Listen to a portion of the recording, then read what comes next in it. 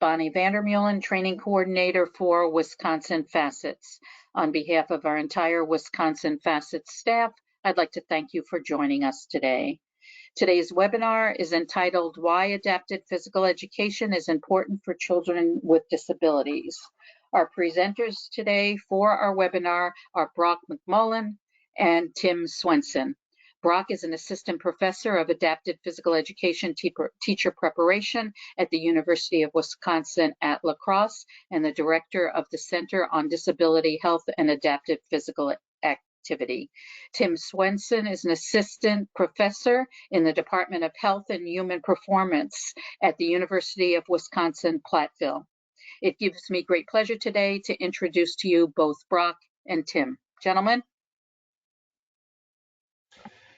Thank you, Bonnie, for the introduction, and thank you to all of the attendees here today to hear more about physical education, specifically adapted physical education, and why it is important for kids with disabilities. Again, thank you all for joining us, and we will begin our presentation now. All right. Again, thank you for having us. So to start with, and to lead off as to why physical education is important for children with disabilities, it's important to know the law. And within the Federal Register, Section 300.39, the Individual with Disabilities Act, also known as IDEA or IDEA, legally requires that students with disabilities, specially designed instruction, be provided at no cost to parents. In Wisconsin, physical education is considered an academic content area like reading and mathematics that every child must be provided. When a student's disability-related needs interfere with accessing physical education instruction, adapted physical education, or as we go through APE, as it's the acronym, is required. As far as physical education itself, what should constitute a physical education program, that's also listed within the Federal Register as well. And IDEA defines physical education as the development of physical and motor skills, fundamental motor skills and patterns, skills in aquatics, dance, and individual and group games and sports, including intramural and lifetime sports. This includes special physical education, adapted physical education, movement education, and motor learning. And with some of those terms, we're gonna try to decipher and talk about especially when it comes to adapted versus adapted physical education. So APE, adapted physical education.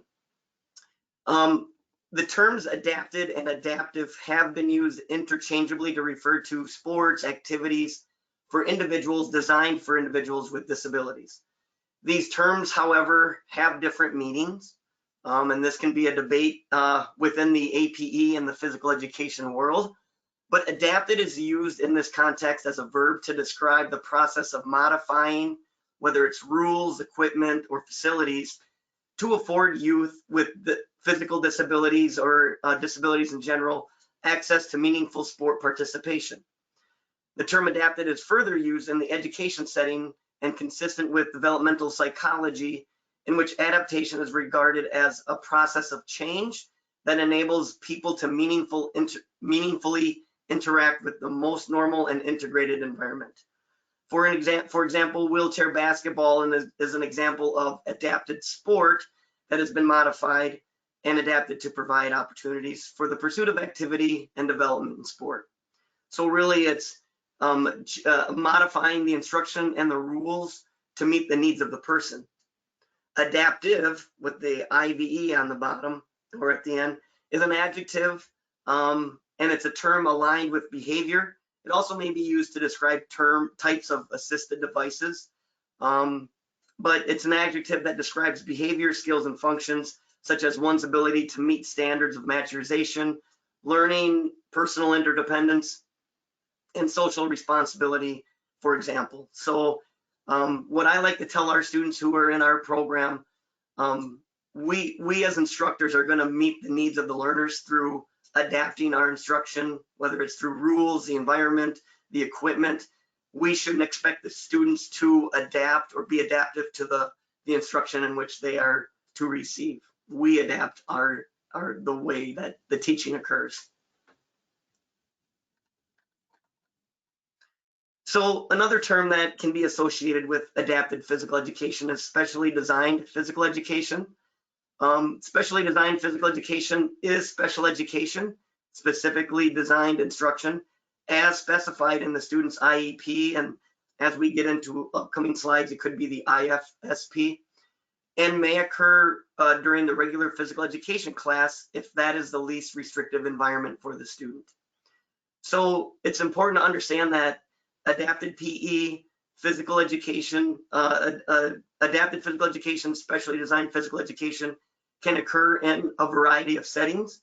That can be in the regular PE setting with peers of typical development. That can be smaller groups. That can be a one-on-one setting. And that's a determination of the least restrictive environment that the IEP team will determine during an IEP meeting. Specially designed physical education, or APE, recognizes that students with disability benefits from appropriate physical education programming, specifically one that will meet the individual child's diverse and learning needs. The term APE and SDPE, or special physical education, at times is synonymous with one another. Within our state statute of Wisconsin, adaptive physical education is the term that is listed.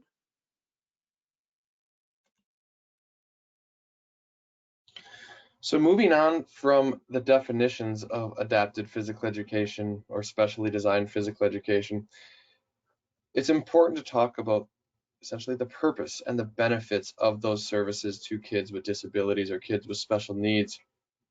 Research has found that participation in physical activity and sport leads to improved levels of wellness and physical health. Children who have a diagnosed intellectual disability, for example, may have additional physical disabilities that can result in below age level performance in typical motor skills. Therefore, regular involvement in physical education and sport can help them develop those skills they need to be more in line with their same-aged non-disabled peers. When regularly active, students with disabilities will see improvements in everything from their hand-eye coordination and flexibility to their muscular strength and endurance and cardiovascular function.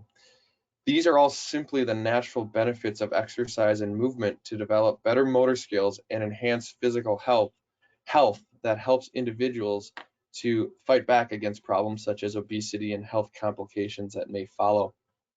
Additionally, regular exercise exposure through physical education classes isn't only good for a child's body and wellness, but it's also good for their mind.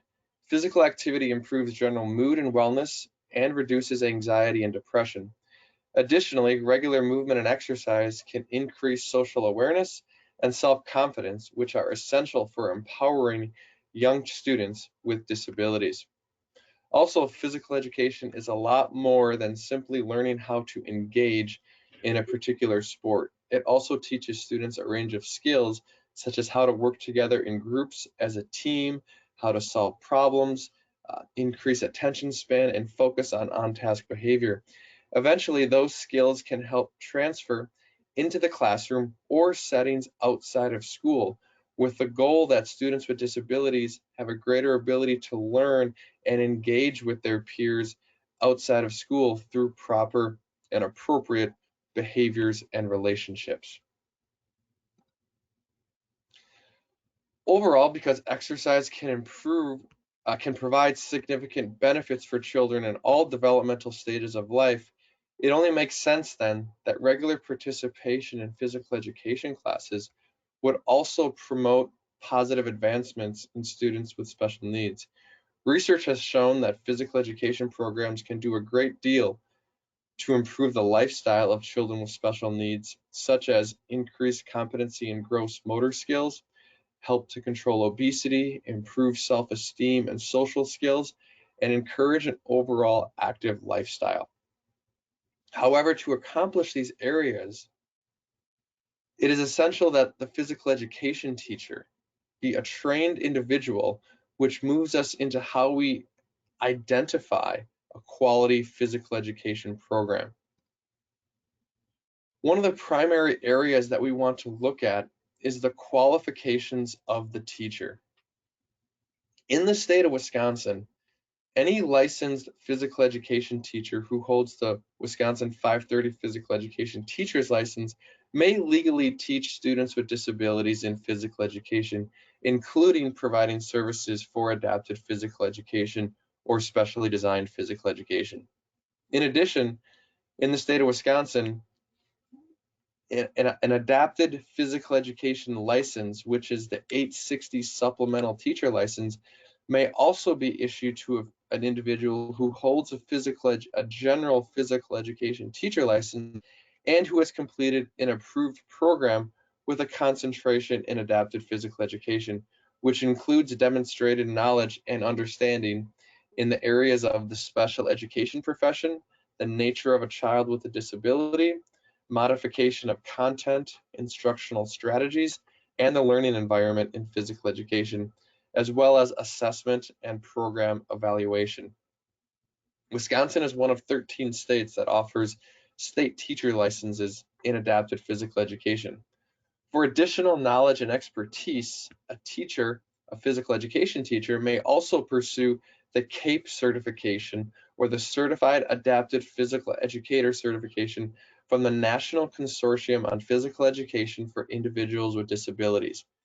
This organization is responsible for the creation of the Adapted Physical Education National Standards, which overall has a goal to make adapted physical education in terms of teacher preparation more uniform across the country, but also, again, to make the certifications or qualifications of the teachers standardized so that they can make more meaningful decisions regarding children with disabilities in physical education.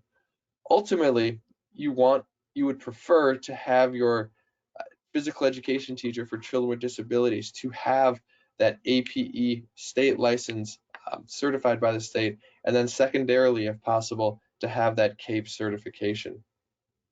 Additionally, Rights Law, a website dedicated to sharing knowledge with parents about the special education services, has more information regarding adapted physical education, and we will provide a link to that website at the end of this PowerPoint, and that should be available to all the attendees here. In addition to the qualifications of teachers, we also want to make sure that within the special education process, specifically the evaluation stage, that comprehensive data is used to inform decisions. In regards to data-based decision making, it should be known that students need to qualify for specially designed or adapted physical education services. Therefore, it's essential that we use data-based decision making through proper and valid assessments to obtain scores that accurately represent a student's current performance, and then make a judgment that is based on those test scores as well as other performance factors. We assess as physical education teachers because it will help provide us a basis for instruction, what to teach to the student, at what level of skill to start, and also help us make placement decisions, whether that be adapted physical education or general physical education. Again, this data also helps determine eligibility, overall eligibility and qualification for adapted physical education. If a student is determined to be qualified for adapted physical education services, another indicator of a quality program is offering multiple placement options for students with disabilities. Adapted physical education is physical education that is designed to meet the unique needs of a child in the least restrictive environment. This means that they should spend as much time as possible with their peers who do not receive special education services. We will have more on placement options in just a couple of slides. Additionally, after students has had their goals created and are being educated in their least restrictive environment, it is important that the adapted physical education teacher continually evaluate and monitor student progress, which includes ongoing assessment with rubrics, or other practical techniques so that the teacher can determine if the student is achieving and/or making adequate progress towards their goals and objectives. This periodic evaluation and reporting of students' progress towards these goals and objectives should occur at a minimum at the same frequency that non-disabled students receive progress reports, which typically means quarterly.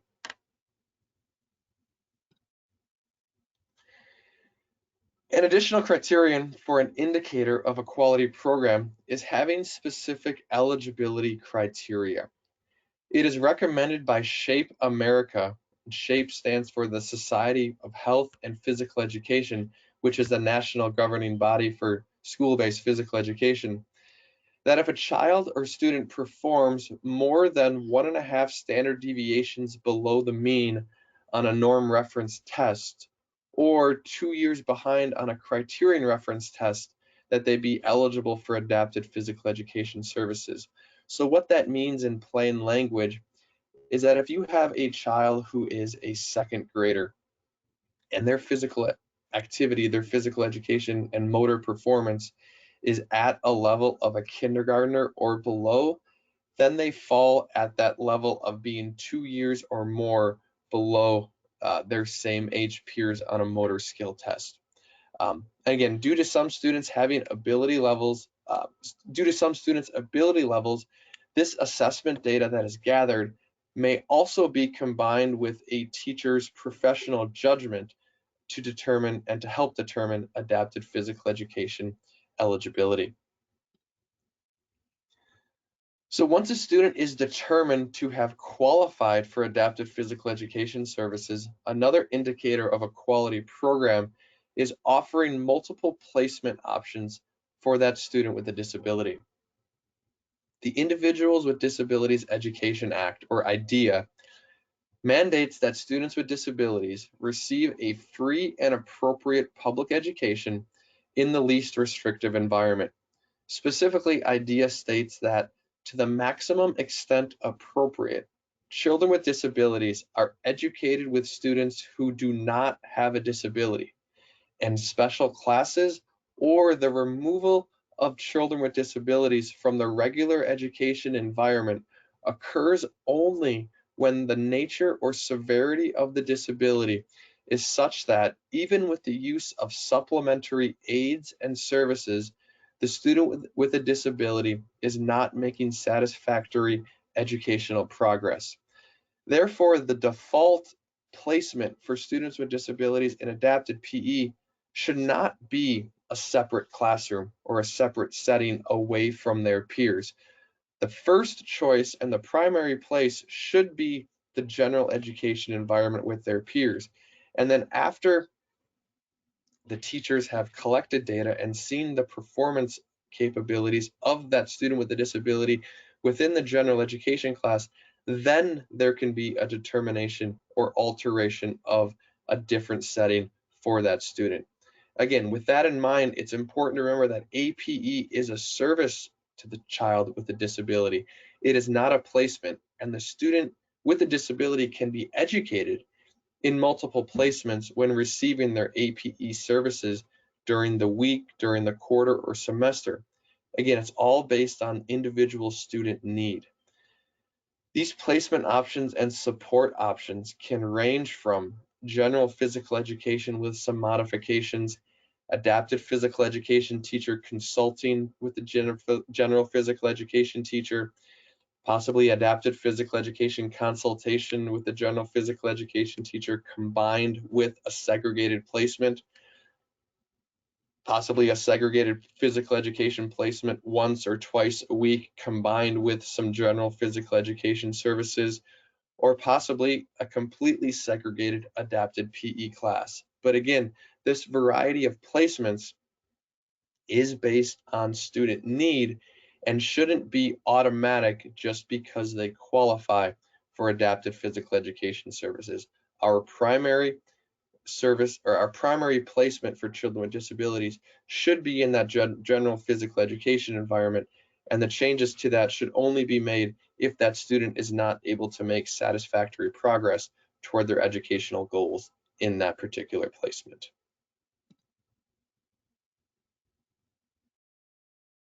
to piggyback off of what Brock had mentioned too, before we get into early intervention, here at UW-Platteville, we have a physical education teacher education program.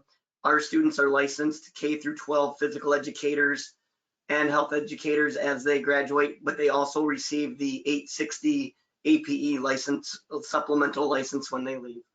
And so one thing that I like to stress with our students is that a good physical educator is automatically or is already an adapted physical educator, because we're going to have a variety of needs of students in our classrooms to begin with. So be able to make that adjustment based on the student's needs, whether they have been diagnosed with a disability or not, is a really important quality for an effective educator as well.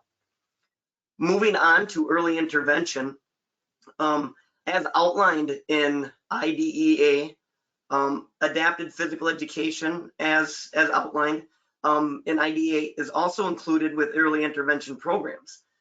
And as stated on the slide here, if specially designed physical education is prescribed in a child's IEP, the public agency responsible for the education of that child must provide the services directly or make arrangements for those services to be provided through other public or private programs. And that includes instruction in physical education. One of the resources that we'll have at the end of the presentation that you have access to within the handout is a letter stating whether or not physical education can be replaced by a different service, such as physical therapy or occupational therapy. The answer is no, it cannot. Physical education, adapted physical education, is a direct service, meaning all children will receive this service. And thus, if a student has it prescribed on their IEP for physical education, it cannot be replaced by a related service. So I'm going to borrow some wording from the letter of clarification on this. Since instruction in physical education is included in the definition of special education, the IEP team must determine the extent to which the child can access the regular physical education program available to non-disabled peers, in addition to the extent to which physical education is required as specially designed instruction to meet the child's unique needs. Therefore, even if a school does not provide physical education to children without disabilities in the same grades as children with disabilities, the school is not relieved of the duty to provide physical education to those students who have unique needs requiring physical education and have IEPs setting out physical education as part of that student's special education and related services. Thus, under IDEA Part B, or IDEA Part B, if physical education is specially designed to meet the unique needs of a child with a disability and is set out in the child's IEP, those services must be provided whether or not they are provided to other children in the agency. So there can be students who maybe transfer into a school if they switch from one school to the other, who have physical education on their IEP. Once they transfer to the new school, that school will need to provide services if it is outlined in the IEP. And I'll get more into early intervention and those within the birth to 3 here in the upcoming slides. So early intervention. So provision of adapted physical education services to infants and toddlers are not intended to replace or duplicate occupational or physical therapy or vice versa. So the same goes for those under the age of 3 or their birth to 3. The setting for early intervention should take place in a natural or a home setting or a birth to 3 setting. Birth to 3 programs are available within each county within the state of Wisconsin. And if you, these programs can be found as far as where they're held within the Wisconsin Department of Health Services that lists the location. And as outlined through IDEA, each county in the state is required to offer these programs within each county. So children before the school, before school age may need, if identified, additional needs when it comes to gross motor and motor learning developments. The purpose of early intervention service is to promote all aspects of development of the infant and toddlers with disabilities. The same benefits that Brock had mentioned prior in the earlier slides when it comes to physical education holds true even for the children under the age of 3. With research as well, anytime that early intervention and work towards gross motor needs at a younger age have shown to promote an increased competency in motor movement later on in life for young children. Some key provisions when it comes to IDEA. Services for infants and toddlers, again, to the maximum extent appropriate, are to be provided in those natural environments. Again, that may not be the school setting, just due to not being in that setting yet, but to be included in the home or community settings or birth to 3 programs as indicated wherever in any county that you're at that will hold that, hold those programs.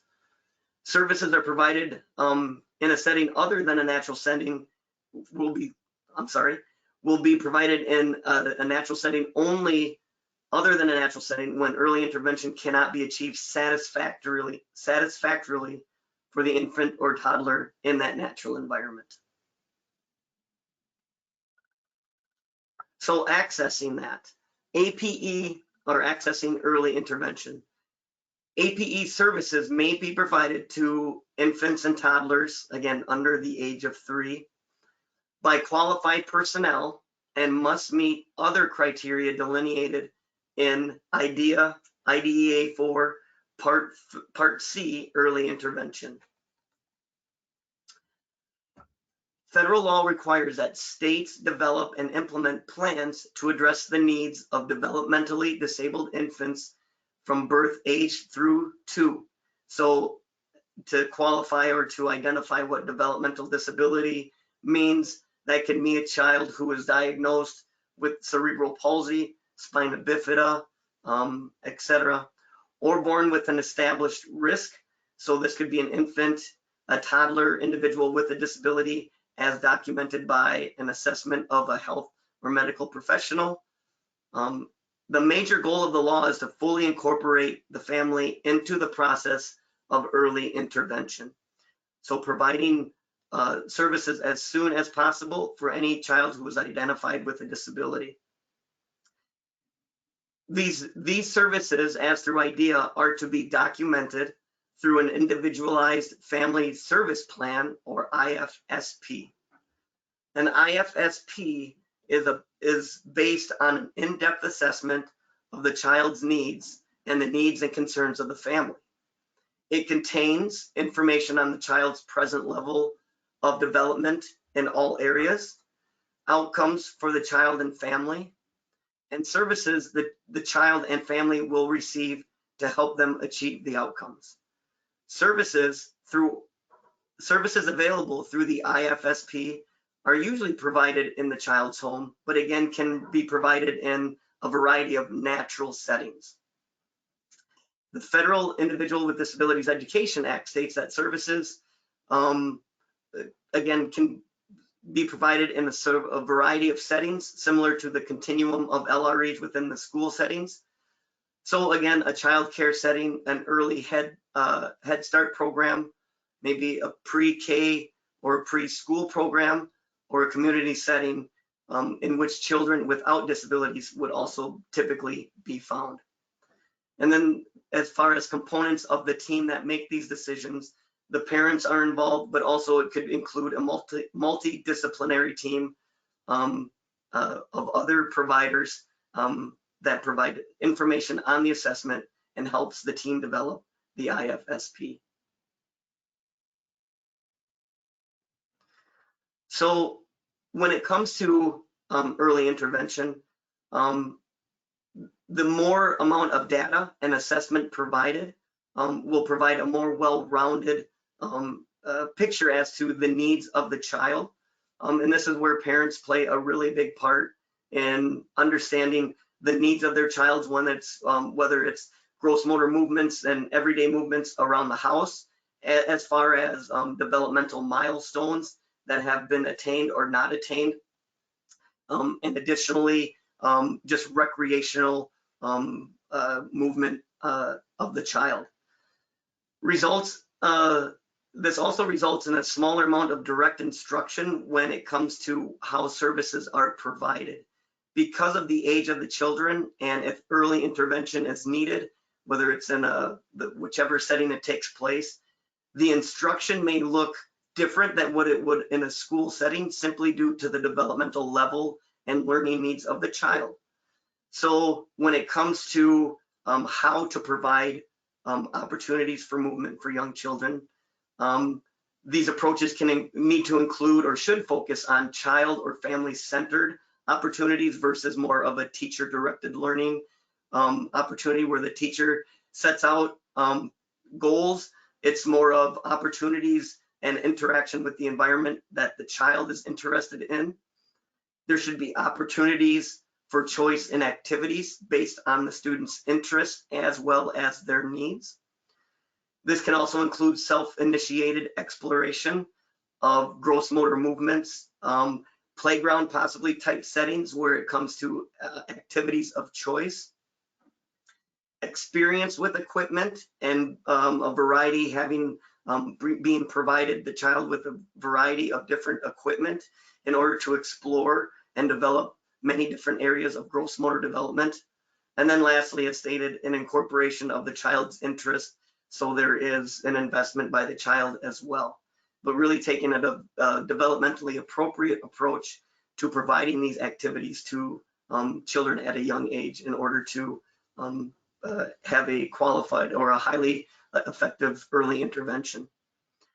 Administrators are advised to support the scheduling and caseload assignment of adapted physical educations that also reflect the service delivery model. So if instruction is not going to be taking place in school, if a school does employ specifically an adapted physical educator, allowing that adapted physical educator to provide instruction in these settings, to travel, to set up, and to support that is also recommended. So again, best practice here, it is recommended that the LEAs, or the legal education agencies, utilize trained and qualified APE teachers when providing services to infants and toddlers. And that goes back to those qualities and qualifications that Brock had spoken about earlier.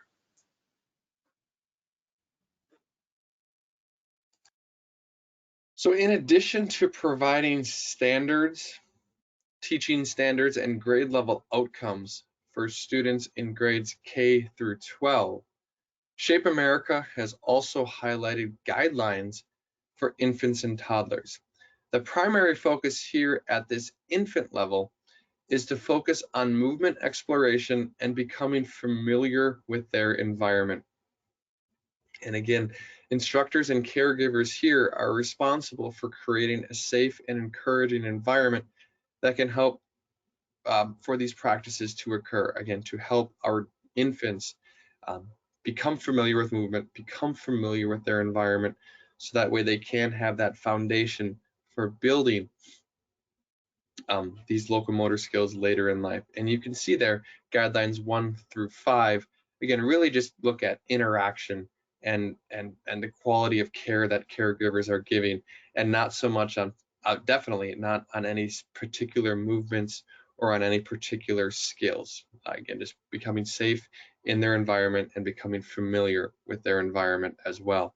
So in addition to the guidelines for infants 0 to 1, SHAPE also provides guidelines for toddlers ages 1 through 3. And this particular area focuses on, again, on movement exploration content, but includes guidelines for total minutes of activity, trying out new equipment as children grow and develop, and working on foundational skills that will become the building blocks for learning and developing fundamental motor skills in kindergarten and early elementary school. So again, what we're doing here in this early intervention program is doing what we can to help student development, help children develop who might have a disability. So that way, when they do enter elementary school and enter kindergarten, that they can be, as much as possible, at the same level as their same aged non-disabled peers. But again, in order for students to have a potential to be at that level, it is important that, like the guidelines say here, guideline 1 especially, that students are getting, 30 minutes of physical activity a day or 60 minutes per day of unstructured physical activity. Ultimately, what we want to do at this stage is just allow for kids to play, allow for kids to move, and again, become familiar with their environment, become familiar with a variety of equipment. Again, so that way when they do enter kindergarten a couple years or a few years later, that they can be ready and able to access that general curriculum that they will see with their peers in physical education class. And lastly, we also wanted to provide all of you with some additional resources that are available in the PowerPoint handout that was shared with you. I just want to highlight a couple of things here. First of all, the Wright's Law Physical Education website, which provides a variety of very good information regarding physical education for kids with disabilities, as well as other areas of special education. But also I want to highlight those OSEP policy papers or letters of clarification regarding how physical education services cannot be substituted by related services, and that preschool students can have adapted physical education on their IEP if there is a documented need for that student. And lastly, there are 2 links there at the bottom which provide information for overall early intervention services for kids with disabilities, and then some also information specific to the state of Wisconsin regarding their Birth to 3 program. So we thank you for your time here listening to our presentation regarding physical education and why it's important for kids with disabilities, and then also regarding early intervention. So we'll take our time now that we have remaining to answer any questions that may be out there. We do have a couple of questions. The first one that I have here is from a professional PT, I believe, and it says, I've worked in many B3 or birth to 3 programs in Wisconsin as a physical therapist and have never seen APE teachers on staff. Are there specific counties where this is offered in?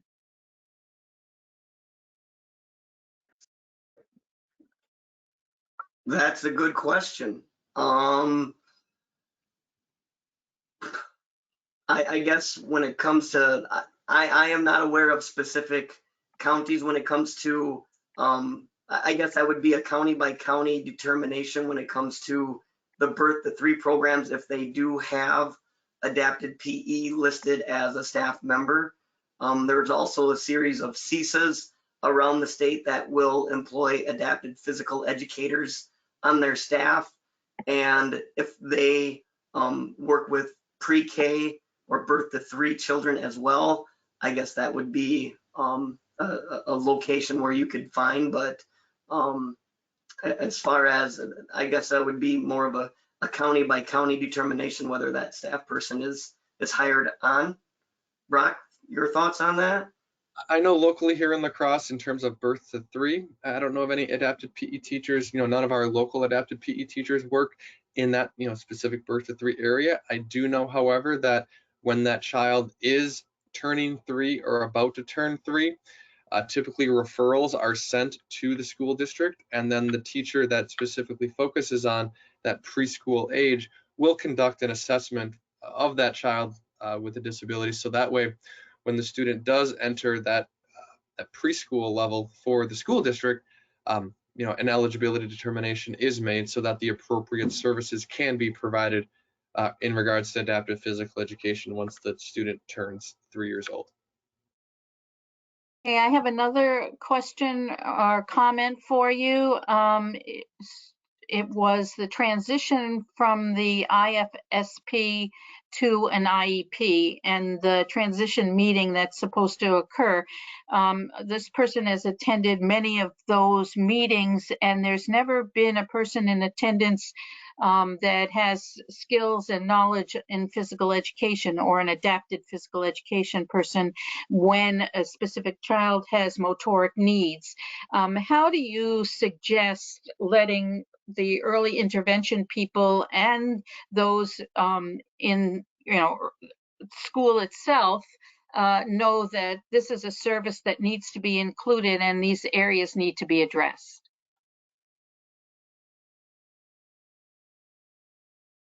Well, my first suggestion is, I always say, as a parent of a child with a disability, your advocacy for that child is one of your most powerful tools.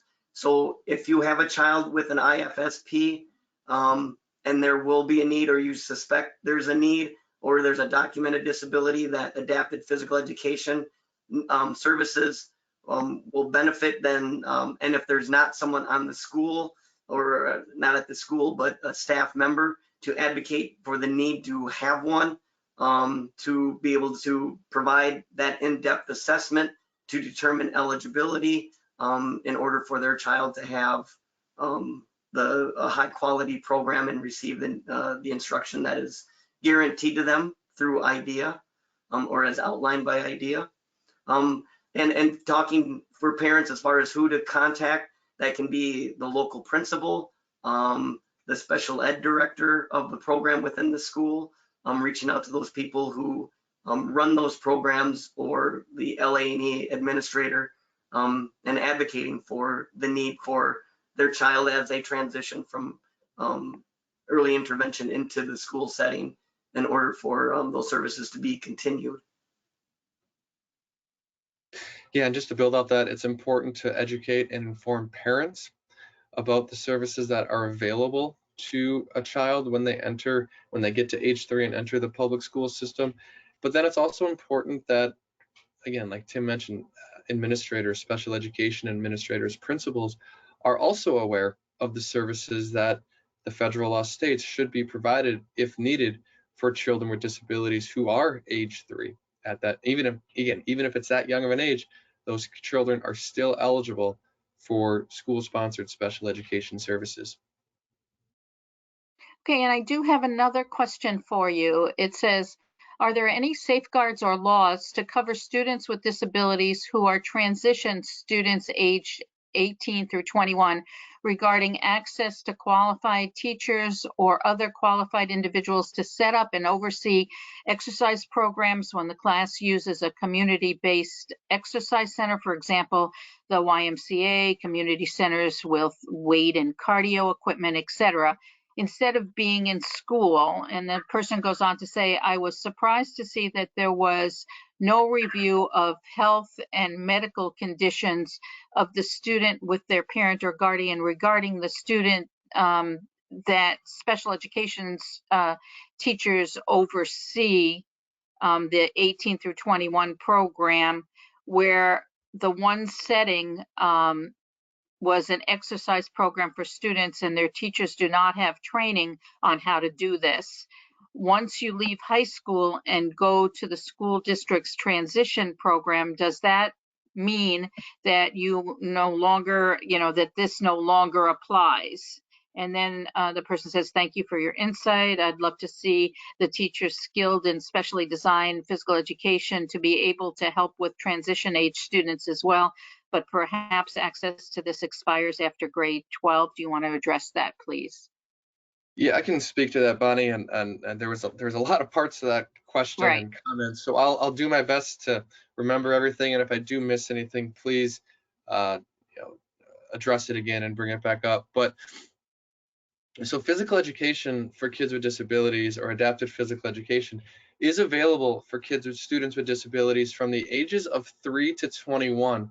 So even though the typical ages of a child who is non-disabled being in school are 5, 6 years old all the way to 18, students with disabilities are afforded the opportunity and should be given the opportunity to receive specially designed physical education services from the ages, again, 3 to 21 or until they turn 22. So with that being said, just like a student who is 3 years old and before they've entered kindergarten, they are eligible to receive adapted physical education services if an assessment is done, if it's determined that they have a need for physical education and they can benefit from that. Similar to students who are ages 18 through 21. Even though their same aged peers are no longer in school and being educated because they've graduated, these students with disabilities should still be afforded the opportunity to receive specially designed or adapted physical education services. And those services should be provided to that student, whether that be in the school setting, so depending on where these transition services take place, if they have a physical education class at the high school, in the fitness center, or if the physical education classes maybe take place at a local community center like a YMCA. Just because a student turns 18 does not mean physical education should be removed from the IEP. If there still is a documented need for physical education for that student with a disability once they turn 18 and after they finish their senior year of high school, they should still be afforded those opportunities to receive physical education services all the way through 21. So that way, when they do age out of special education services at the school district, they are as well transitioned as they can be in all aspects of their educational areas, whether that's classroom, physical education, and they're able to, again, be active and productive members of their community. So again, just because they turn 18 does not automatically turn the button off for physical education services. Those services should still continue if the need is still present within that, based on that child's performance and their assessment data. Tim, I'll let you add to that if there's anything from you.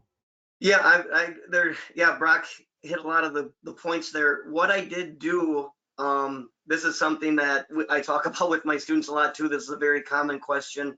There is a position statement, a guidance document from SHAPE, the National Physical Education Association.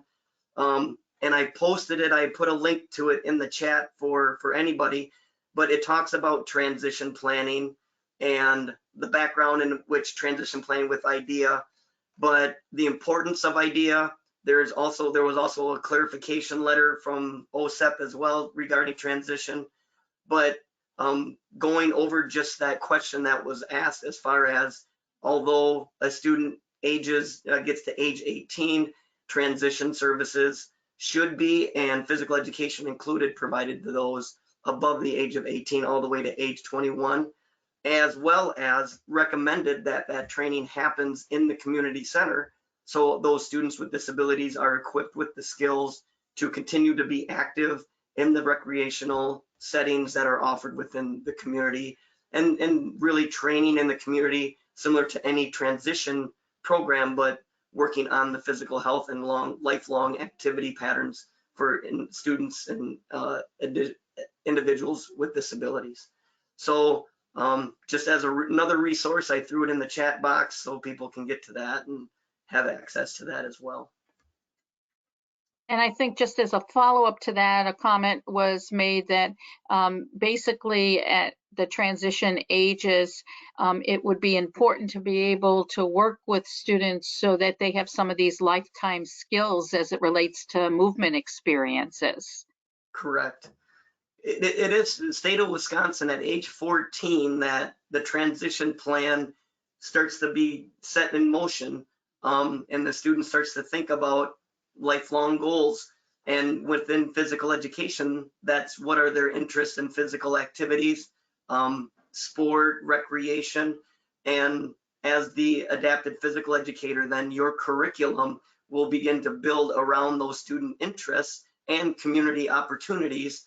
So as before whether they graduate at 18 or they stay to 21, there is a lot of opportunity and time to practice those skills in order to be a more physically active individual once they do graduate or they leave the high school setting.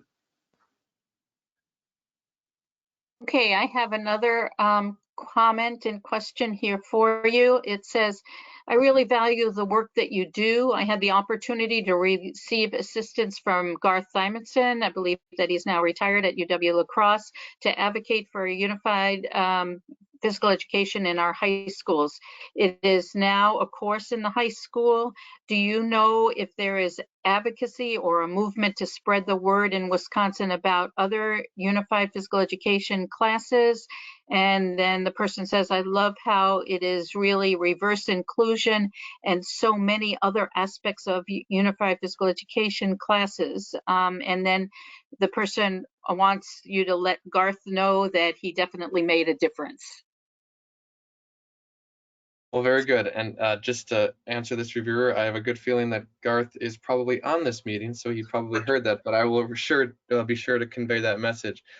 In terms of movements, towards unified physical education, reverse inclusion, reverse mainstreaming, it's hard to say if there is a movement. I do know locally here in the La Crosse area that many middle schools and high schools are offering those types of classes and services for their kids with disabilities. And I do know that those types of combined unified classes, those peer buddy type of situations, obviously benefit, if done well, benefit the students with disabilities, but also have very good and equal benefits for students without disabilities, particularly in regards to disability awareness and just their overall thoughts and perceptions towards individuals with disabilities. And just another thing I do want to mention, one thing that I would say is starting to gain some steam around the state of Wisconsin is this idea of offering adapted sport opportunities or extracurricular opportunities for students with disabilities in an after-school setting. Locally here in the La Crosse area, there are 5 high schools that have adapted sport teams, and they're currently in their floor hockey season. And I'm also aware that over on the eastern side of the state, particularly in Oshkosh, and they're working with Sun Prairie as well down by Madison to develop some adapted sport teams also in those areas. So again, just what we ultimately want to do is provide more opportunities for students with disabilities to be physically active in a way that is similar to their non-disabled peers. I believe, if I'm not mistaken, the WIA has a few categories within the state track and field meet as well when it comes to wheelchair racing that are involved in an interscholastic type of setting as well. So yeah, there has been a movement. There has been moves to allow students with disabilities to compete and to be not just compete, but be more active and more have more opportunities for sport and recreation in our state. Okay, so then the last question and comment that I have now is that the people were having trouble accessing the chat where Tim put the information in. So what I tried to just do now was I tried to send that to the entire audience and then also put it under the question area to respond to the entire group of people that are on the webinar right now. And if in fact you do not receive it and would like that link, please contact me directly and I will make sure that all of you get the link that you would need. And then also, I just wanted to let you know that we have a lot of people who have knowledge about adapted physical education on our webinar today. And one of those people is Eva Kabinski. And Eva works at the Department of Public Instruction and is also a specialist in this area.